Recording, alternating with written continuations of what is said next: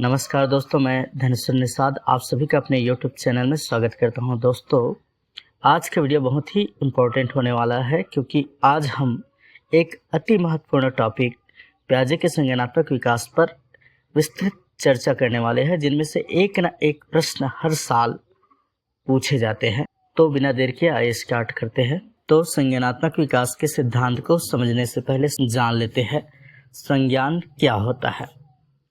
तो संज्ञान का अर्थ होता है दोस्तों सोचने, समझने, याद रखने, समस्याओं को सुलझाने और निर्णय लेने की एक मानसिक प्रक्रिया। तो संज्ञान का बेसिक अर्थ क्या होता है? सोचने समझने से संबंधित यह शब्द है। उदाहरण, जब बच्चा जानवरों को पहचानने लगता है तो यह उसकी संज्ञानात्मक क्रिया है, या किसी भी चीज को वो जान रहा है, पहचान रहा है, समझ रहा है, तो उनका संज्ञानात्मक विकास हो रहा है, ऐसा माना जाएगा। संज्ञानात्मक विकास क्या है? संज्ञानात्मक विकास उस प्रक्रिया को कहते हैं जिसके माध्यम से बच्चे की सोचने, समझने, सीखने और निर्णय लेने की क्षमता में वृद्धि होती है। तो संज्ञान के अंतर्गत तो हमने जिन शब्दों के बारे में चर्चा किया था, सोचने, समझने, सीखने और निर्णय लेने की क्षमता, इनमें जब वृद्धि होगी तब हम उन्हें कहेंगे कि संज्ञानात्मक विकास हो रहा है। संज्ञानात्मक विकास यह 4 तत्वों पर निर्भर करता है। पहला, परिपक्वता अर्थात शारीरिक और मानसिक विकास। किसी भी व्यक्ति का शारीरिक और मानसिक विकास जितना अच्छे से होगा उतना ही उनका संज्ञानात्मक विकास भी होगा। अगला चीज़ है अनुभव, अर्थात जो उसने देखा या सीखा, ये संज्ञानात्मक विकास को प्रभावित करते हैं। सामाजिक संपर्क अर्थात दूसरों के साथ बातचीत जितना अधिक होगा उतना ही संज्ञानात्मक विकास बेहतर हो पाएगा। और जैविक विकास अर्थात शरीर का आंतरिक विकास भी संज्ञानात्मक विकास को प्रभावित करते हैं। आइए अब जान लेते हैं जीन पियाजे का परिचय। जीन पियाजे जिन्होंने संज्ञानात्मक विकास का सिद्धांत दिया, ये स्विट्जरलैंड के प्रसिद्ध मनोवैज्ञानिक थे जिन्होंने बच्चों की सोचने की प्रक्रिया पर शोध किया, और इसलिए उन्होंने बच्चों को नन्हा वैज्ञानिक कहा और माना कि बच्चे स्वतः अर्थात अपने आप सीखते हैं, वे केवल खाली बर्तन नहीं है जिस पर कुछ भी थोप दिया जाए। तो उन्होंने क्या कहा? बच्चे को नन्हा वैज्ञानिक कहा और कहा कि बच्चे अपने आप से सीखते हैं। आइए अब जान लेते हैं पियाजे की कुछ मुख्य अवधारणाएं, जिन शब्दों का उन्होंने अपने सिद्धांत में प्रयोग किया है। सबसे पहले स्कीमा। स्कीमा क्या होता है? एक तरह से मानसिक ढांचा है जिससे हम चीज़ों को समझते हैं। जैसे किसी बच्चे ने कुत्ता का एक धारणा बनाया कि 4 पैर होता है, पूंछ होता है और भौंकता है, वो कुत्ता है, तो उसके दिमाग में एक स्ट्रक्चर बैठ गया, उन्हें ही पियाजे ने स्कीमा कहा। अगला शब्द है एसिमिलेशन अर्थात आत्मसात। आत्मसात क्या होता है? नई चीज़ों को पुराने ज्ञान में जोड़ना। पहले से उनके दिमाग में एक अवधारणा बना हुआ है, उनमें कोई नई चीज़ को शामिल करता है तो वो कहलाता है आत्मसात। जैसे बच्चा बिल्ली को देखता है और बिल्ली को भी कुत्ता कह देता है पहली बार में, तो पहले जो देखा था उससे तुलना करके उन्होंने उसमें शामिल करने का कोशिश किया, तो ये है आत्मसात। अगला समायोजन या अकोमोडेशन। तो पुराना स्कीमा बदलना। जब नई जानकारी मेल न खाए, जैसे बच्चा सीखे कि बिल्ली और कुत्ता अलग अलग है क्योंकि कुत्ता भौंकता है और बिल्ली जो है भौंकता नहीं है, तो इस प्रक्रिया को हम कहेंगे समायोजन। अगला चीज़ है इक्विलिब्रेशन अर्थात संतुलन। तो संतुलन किसे कहेंगे? या इन्हीं को अनुकूलन कहा जाता है। आत्मसात और समायोजन के बीच संतुलन बनाना, मतलब पुराने ढांचा में नई चीज़ को जोड़ा था और जब मेल नहीं खाया तो उन्होंने एक नया कॉन्सेप्ट बनाया, तो इन दोनों के बीच जो है संतुलन बनाना ही जो है कहलाता है इक्विलिब्रेशन अर्थात संतुलन।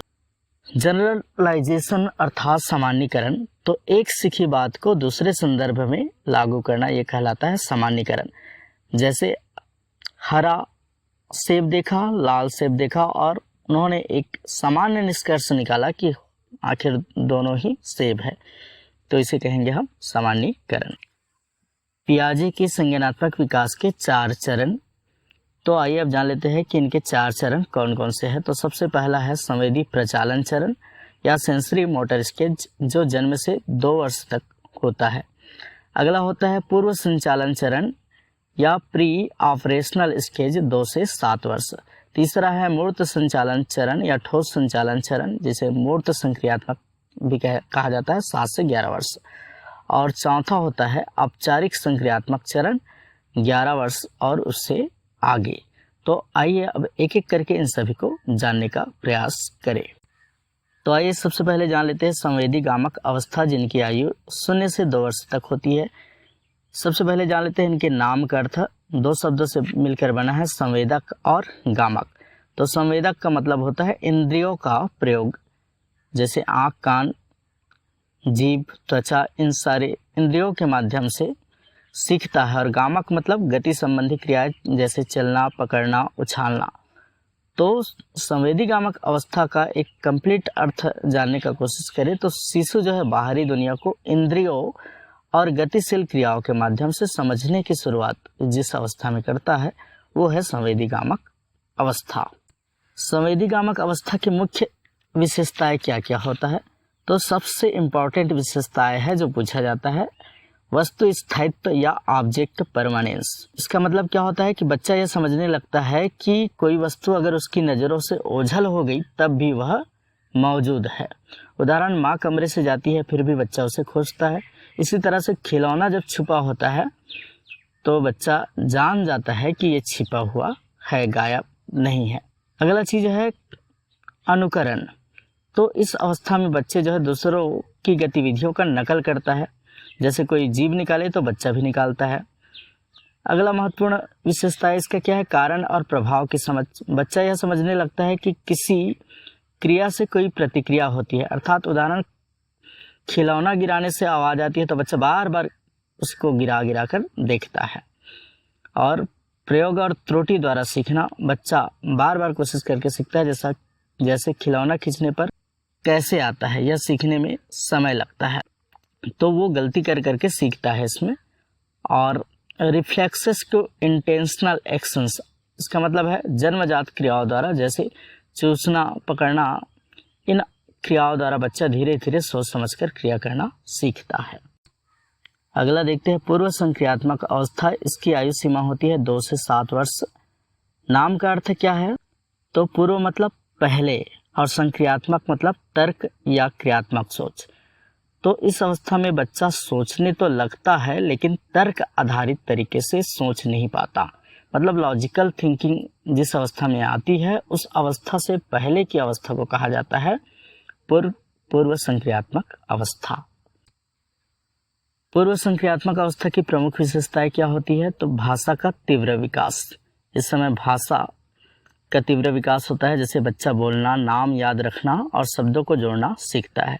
प्रतीकात्मक सोच, मतलब बच्चा असली वस्तुओं के स्थान पर चित्र, शब्द या खिलौनों का प्रयोग करता है, जैसे डिब्बे को कार समझकर खेलता है। इस तरह की गतिविधि को प्रतीकात्मक सोच कहते हैं।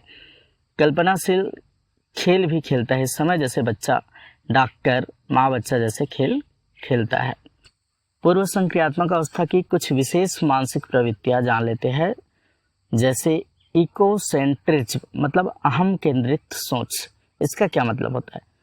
इसका मतलब होता है बच्चा सोचता है कि सभी लोग उसके तरह ही सोचते हैं, जैसे मुझको पसंद है तो वो सोचता है कि सबको पसंद है। अगला जीववाद, तो वो निर्जीव वस्तुओं को भी जीवित मानता है इस अवस्था में, जैसे आपने देखा है कि वो बोलता है कि गुड़िया रो रही है।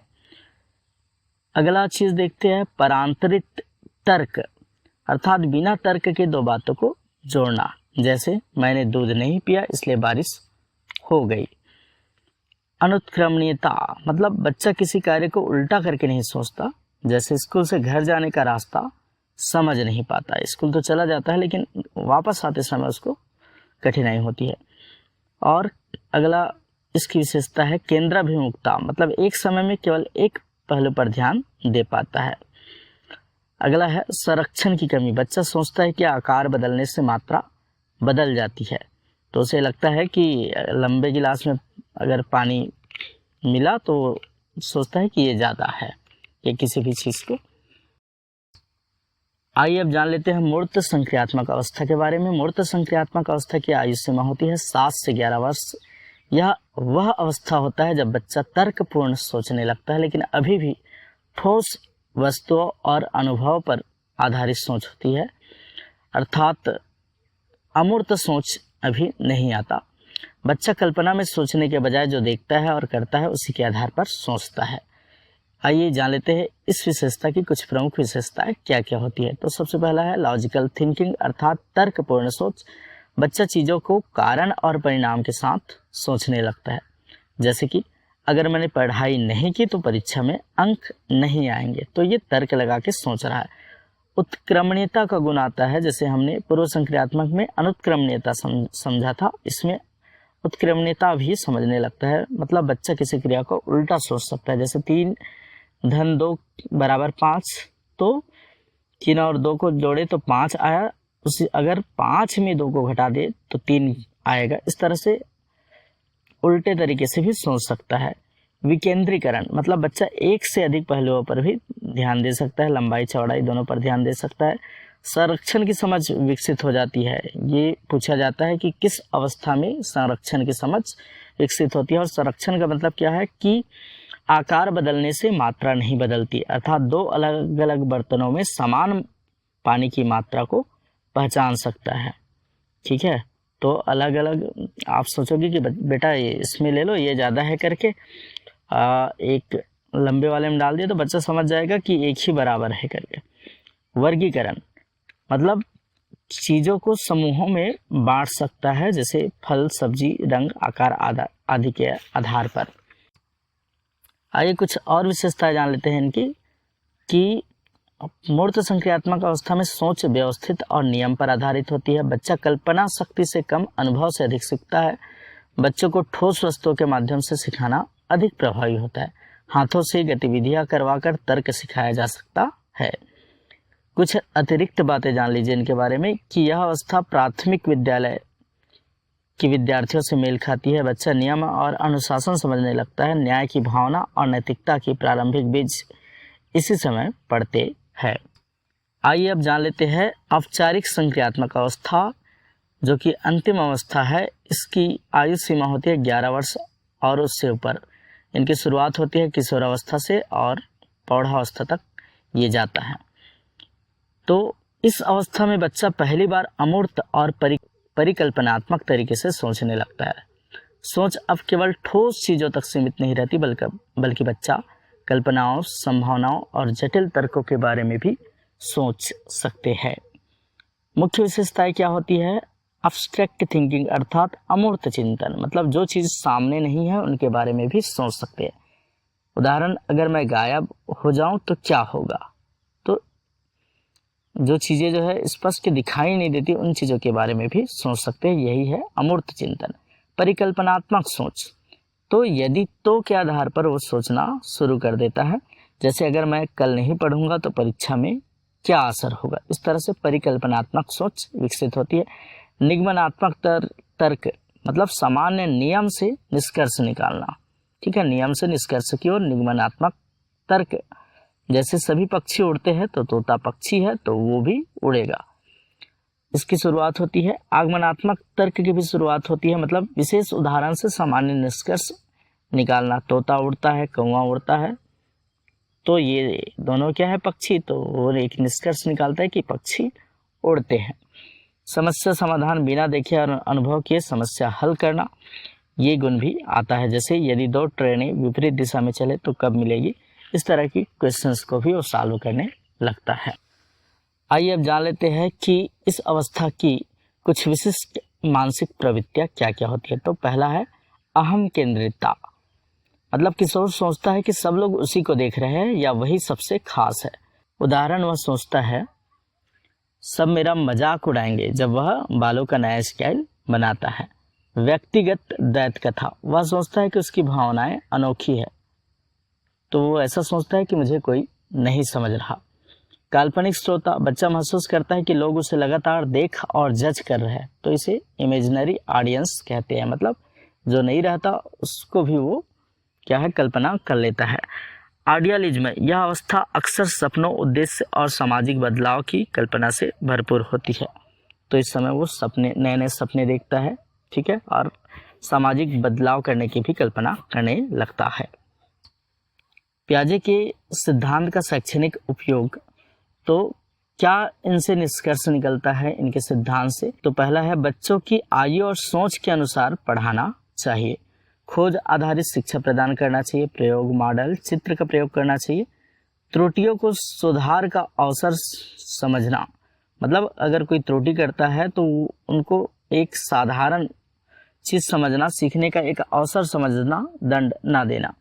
बच्चों को खुद सीखने का अवसर देना। शिक्षक मार्गदर्शक के रूप में कार्य करे, ठीक है। तो पियाजे के सिद्धांत के अनुसार शिक्षक की भूमिका कैसा होना चाहिए? मार्गदर्शक के रूप में।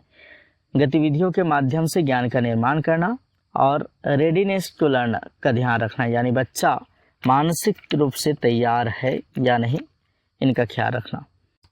पियाजे के सिद्धांत की कुछ और विशेषता देख लीजिए। पियाजे का सिद्धांत कहता है कि बच्चा सक्रिय रूप से सीखता है, केवल सुनता नहीं। विकास क्रमिक और चरणबद्ध होता है। त्रुटियां सीखने का हिस्सा है, ठीक है। त्रुटि जो है सीखने का हिस्सा है, तो त्रुटियां होता है तो होने देनी चाहिए। बच्चा अपने अनुभव से ज्ञान का निर्माण करता है। सोचने की प्रक्रिया व्यक्तिगत और उम्र के अनुसार भिन्न होती है। आलोचनाएं, आइए अब जान लेते हैं कि पियाजे की संज्ञानात्मक विकास की क्या आलोचनाएं या कमियां हैं। तो पियाजे ने संज्ञानात्मक विकास का सिद्धांत दिया। उन्होंने ज़्यादातर बच्चे को जो है सक्रिय सीखने वाले के रूप में कहा, लेकिन भाषा, संस्कृति और समाज की भूमिका को उन्होंने कम आंका। शिक्षण और प्रशिक्षण के प्रभाव को भी नकार दिया। बच्चों की क्षमता को कम आंकना, ये इनकी कमियां हैं। और चरणों की सीमाओं पर संदेह है। जैसे उन्होंने 4 चरण दिया है कि इस उम्र में ये गुण होते हैं या चीज़ें सीखते हैं, लेकिन ये सभी बच्चों के लिए एक जैसे नहीं होते। वयस्कों की क्षमता को भी उन्होंने कम आंका। तो ये है इनकी कुछ आलोचनाएं। अक्सर पूछे जाने वाले प्रश्नों को जान लेते हैं संज्ञानात्मक विकास के बारे में। तो संज्ञानात्मक विकास क्या है? तो सोचने, समझने और सीखने की क्षमता का विकास। पियाजे के कितने चरण हैं? तो 4। संवेदी, पूर्व संक्रियात्मक, मूर्त संक्रियात्मक, औपचारिक। वस्तु स्थायित्व किस अवस्था में विकसित होती है? तो हमने वस्तु स्थायित्व पढ़ा था। शुरुआती अवस्था, संवेदी गामक अवस्था 0 से 2 वर्ष। संरक्षण की समझ किस में आती है? तो आप याद रखेंगे मूर्त संक्रियात्मक अवस्था। कल्पनाशील खेल किस अवस्था में सीखता है? तो पूर्व संक्रियात्मक। अमूर्त चिंतन किस में आता है? तो औपचारिक संक्रियात्मक। और पियाजे का शिक्षण में क्या योगदान? तो उम्र अनुसार शिक्षण, गतिविधि आधारित शिक्षण और खोज द्वारा शिक्षण। निष्कर्ष, तो जीन पियाजे का सिद्धांत हमें यह समझने में सहायता करता है कि किस उम्र में बच्चा क्या और कैसे सोच सकता है। यह सिद्धांत शिक्षकों को बच्चे के मानसिक विकास के अनुसार उचित शिक्षण रणनीति बनाने की दिशा देता है, ठीक है। तो पियाजे का संज्ञानात्मक सिद्धांत क्या बताता है कि बच्चा किस उम्र में क्या चीज़ सीख सकता है या सोच सकता है। तो बच्चे के मानसिक विकास के अनुसार हमें शिक्षण योजना बनानी चाहिए। उन्होंने कहा है कि बच्चा नन्हा वैज्ञानिक है और शिक्षक उसका मार्गदर्शक। तो दोस्तों, आज हमने एक बहुत ही महत्वपूर्ण टॉपिक को काफ़ी विस्तार से चर्चा किया। अगर इसी तरह की आपको और वीडियो चाहिए तो हमारे चैनल को सब्सक्राइब करना ना भूलें। Thanks for watching.